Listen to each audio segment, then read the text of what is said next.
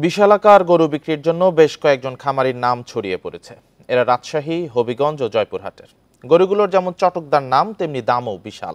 20 থেকে 25 মণ ওজনের এক একটি গরুর দাম হাঁকা হচ্ছে 10 থেকে 20 লাখ টাকা পর্যন্ত। বড় গরুর প্রতি ক্রেতা আগ্রহ কম থাকায় দুশ্চিন্তায় খামারিরা। এখন জন্ম সনদ দিয়ে খোলো বিকাশ স্টুডেন্ট অ্যাকাউন্ট। নিজের বিকাশ নিজে কর। 5 ফুট উচ্চতার ফ্রিজিয়ান জাতের গরু দুটির নাম শনি ও রবি। 40 মণ ওজনের গরু দুটি রাজশাহীর বাগবাড়ার কুরবানির পশুর অন্যতম আকর্ষণ। গরু দুটি 4 বছর ধরে লালন পালন করছেন কৃষক ইমতাজ আলী দম্পতি। দুটির দাম চাইছেন 20 লাখ টাকা।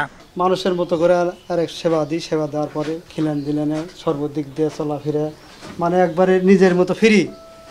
হবিগঞ্জের রামপুর গ্রামের খামারি তুহিন মিয়ার কিং কোবরার প্রতিও ব্যাপক আগ্রহ।